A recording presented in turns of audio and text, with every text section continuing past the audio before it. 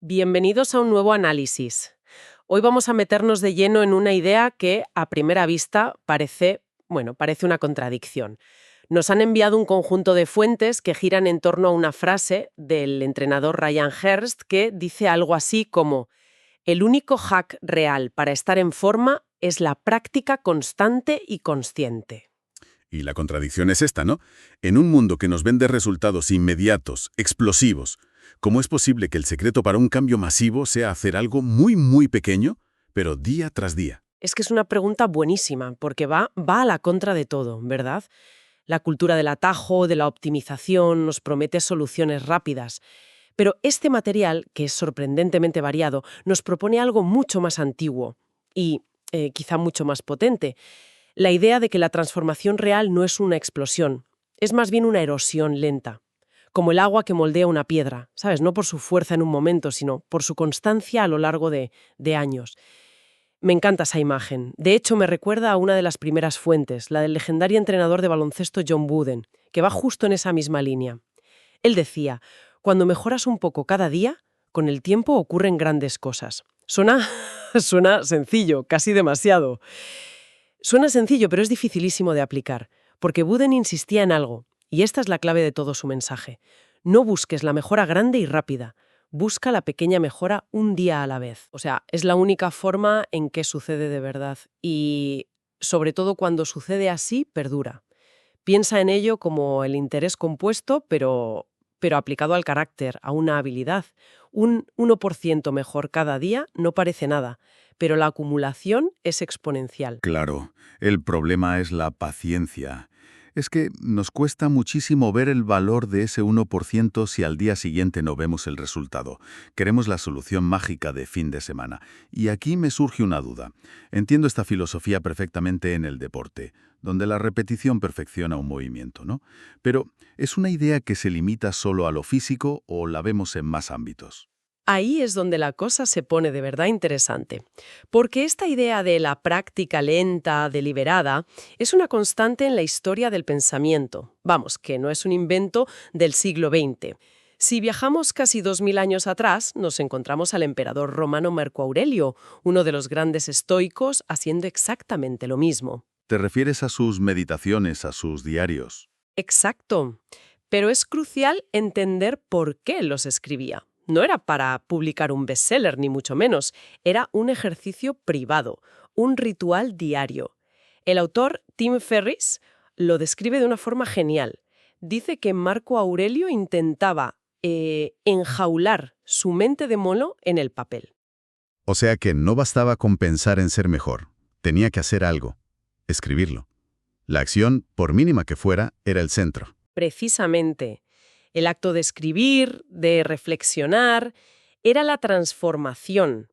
No era un medio para un fin, era el fin en sí mismo.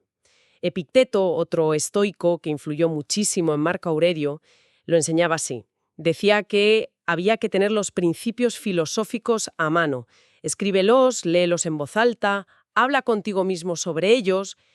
El ritual de interactuar con las ideas es lo que las graba en tu carácter. No es marcar una casilla en una lista de tareas. Es el trabajo en sí. Vale, entonces tenemos dos pilares claros. La mejora tiene que ser gradual, acumulativa, como decía Wooden, y la práctica tiene que ser consciente y deliberada, como la de Marco Aurelio. Pero esto me lleva a la siguiente pregunta. ¿A dónde nos conduce todo este esfuerzo? Porque, si te soy sincera, la imagen que me viene a la cabeza es la de una persona, no sé, hiperdisciplinada, casi robótica, y sin embargo, las fuentes apuntan en una dirección que me ha dejado, bastante sorprendida.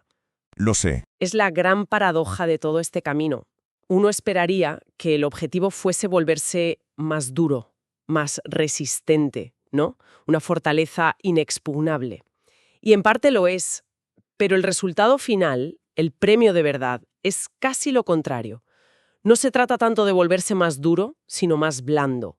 No de necesitar menos, sino de desear menos. Para. ¿Cómo que más blanda? Explícame eso, porque choca con toda la imagen que tenemos del estoicismo y de la disciplina. Pensemos primero en lo de desear menos. Hay una reflexión brutal de León Tolstoy en su Calendario de Sabiduría. Usa el deseo sexual como metáfora de todos nuestros anhelos y dice, este deseo nunca se sacia, pues cuanto más se satisface, más crece. Es la cinta de correr hedonista. Es una trampa en la que caemos constantemente. El coche nuevo, el ascenso, la satisfacción siempre es temporal y te deja queriendo más. Totalmente. Tolstoy te obliga a mirar esa trampa a la cara. Te pide que recuerdes con cuánta pasión anhelaste en el pasado muchas de las cosas que ahora odias o desprecias. Es un ejercicio de humildad, tremendo. ¿Cuánta energía hemos invertido en deseos que hoy nos parecen absurdos? Por eso su consejo es tan directo. Intenta domar tus deseos actuales, calmarlos. La práctica consciente no es para conseguir más, sino para encontrar la paz con lo que ya tienes. Vale, lo entiendo. Se trata de una batalla interna para calmar el ruido de nuestros propios deseos. Pero eso suena muy introspectivo. ¿Cómo se manifiesta esa calma en el mundo real? Porque el mundo no se para solo porque tú decidas calmarte. Ahí es donde esa calma interna se convierte en una elección externa y nos lleva directos a una idea de Séneca, otro grande del estoicismo, que decía, la persona sabia soportará una vida turbulenta, pero no la elegirá.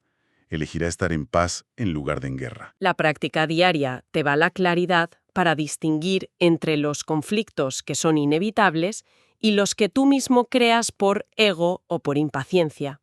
Me viene a la cabeza el ejemplo de Theodore Roosevelt que aparece en Las Fuentes.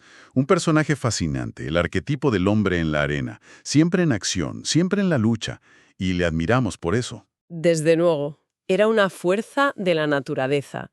Pero si lees sobre su vida, ves a un hombre impulsado por una compulsión casi patológica. No podía estarse quieto. Su búsqueda de la vida extenuante lo llevó al borde de la muerte varias veces, y no siempre por causas nobles. La pregunta que plantean las fuentes es, ¿estamos en la arena por las razones correctas o porque nos aterra el silencio y lo que podríamos encontrar si nos parásemos a escuchar? Esa es una pregunta incómoda. Porque es muy fácil disfrazar la huida de una misma, de ambición o de estar ocupada. Me gusta mucho una frase anónima de los textos que dice, hoy no será perfecto y nadie se apartará de tu camino. Aceptar eso ya es una victoria. Es el principio de la paz.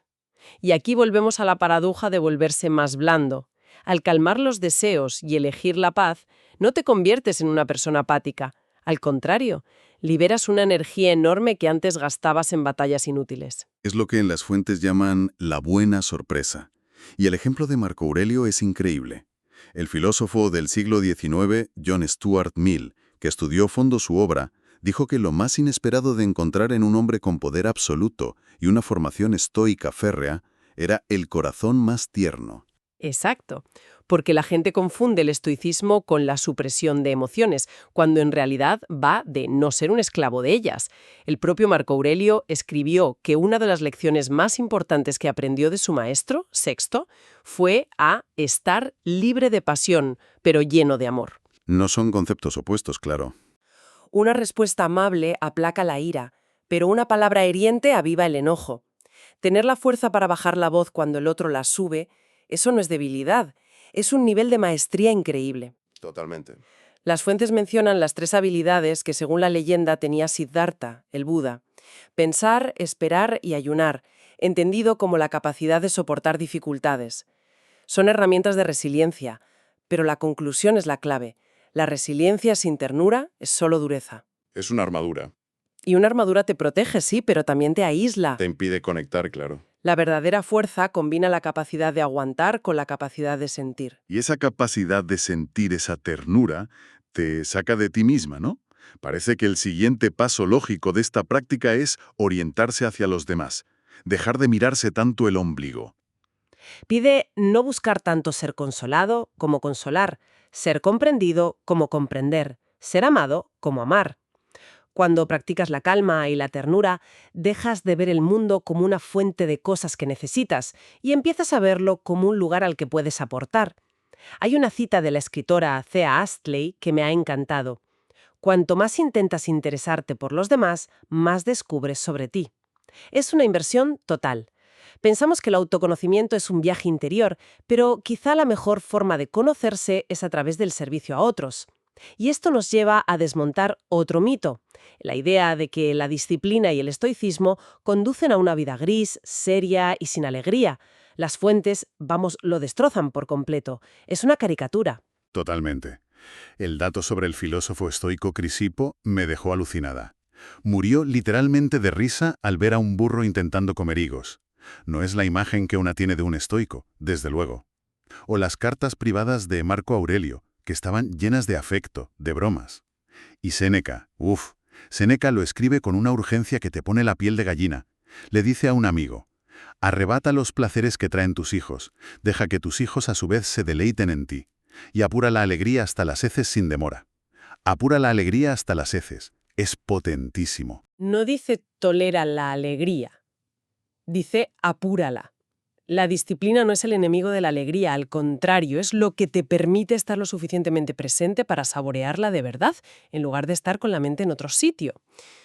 Todo este camino, toda esta práctica, parece que culmina en una idea muy poderosa, la capacidad de forjar tu propia suerte. Marco Aurelio vivió un reinado infernal, plagas, guerras, y en medio de todo eso ha escribido algo que si lees solo la primera parte suena devastador. Una vez fui un hombre afortunado, pero en algún momento la fortuna me abandonó. Te deja helado. Piensas en la desesperación de un hombre que lo ha perdido todo, pero es que hay que leer la frase entera. Justo después se corrige a sí mismo, discute con su propio pensamiento y redefine la suerte. Dice: pero la verdadera buena fortuna es la que tú mismo te forjas, y la buena fortuna es un buen carácter, buenas intenciones y buenas acciones. Es un giro espectacular. Lo que está diciendo es: las circunstancias externas son un desastre, sí. La suerte me ha dado la espalda. Pero eso no me impide ser una buena persona, tener buenas intenciones y actuar correctamente. La suerte que de verdad importa, la interior, esa depende de mí. Es la máxima expresión de la libertad personal. Las circunstancias pueden ser una maldición, pero tú puedes elegir ser una bendición. Es la misma lógica que usó Martin Luther King Jr. cuando dijo: he decidido quedarme con el amor porque el odio es una carga demasiado grande para soportar. Fíjate que no lo plantea como algo moral, sino como una decisión práctica. Claro, el odio te consume, te agota. Exacto.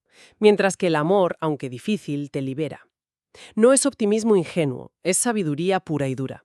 En esa misma línea, la escritora Catherine Mansfield añade algo que es como un bisturí. El arrepentimiento es un espantoso desperdicio de energía. El pasado no se puede cambiar, la única energía útil es la que dedicamos a la práctica de hoy. Y así llegamos a la visión final, en que nos convertimos si seguimos este camino de práctica constante y consciente. El poeta Rumi nos da una imagen que es preciosa para esto. Dice: no eres una gota en el océano, eres el océano entero en una gota. La práctica no nos hace más pequeños, al contrario, nos expande, nos conecta con algo mucho más grande. Una imagen muy potente. Pero ojo, es importante subrayar que esa expansión no es un estado pasivo, requiere coraje. Aquí hay una tensión interesante en las fuentes.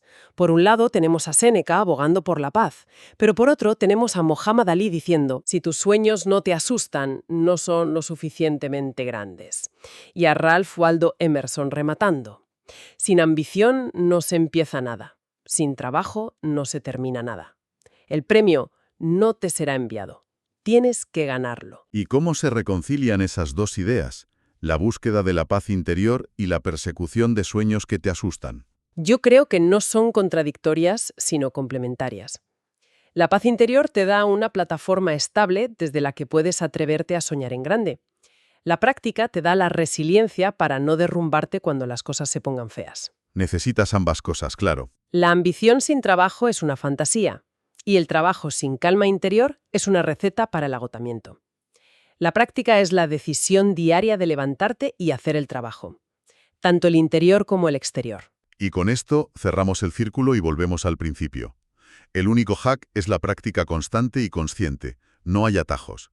Es el trabajo diario de construir el carácter, ladrillo a ladrillo, de calmar los deseos, de elegir la paz y de cultivar la ternura y encontrar la alegría en el proceso. Y como prometía John Wooden: El gran resultado llegará con el tiempo, pero cuando lo haga, perdurará. porque no será un golpe de suerte, será algo que te has ganado, una estructura sólida, construida día a día. Es la respuesta que nadie quiere escuchar, porque exige paciencia y esfuerzo, pero es la única que funciona. Para terminar, hay una última idea en las fuentes que me parece un broche de oro. A un grupo de estudiantes se les pidió que listaran las 7 maravillas del mundo. La lista final no incluía pirámides ni jardines colgantes. La lista fue ver, oír, tocar, gustar, sentir, reír y amar. Y eso nos deja con una pregunta final, una idea para quien nos escucha se la lleve a casa. Si estas capacidades, que todos poseemos, son las verdaderas maravillas del mundo, y si toda esta filosofía va de usarlas de forma más plena y consciente, y si el gran secreto que siempre hemos buscado no fuera adquirir una nueva habilidad, sino simplemente comprometernos a practicar con atención aquello que ya somos, quizá la transformación más profunda no viene de añadir algo nuevo, sino de aprender, por fin, a habitar por completo lo que ya tenemos.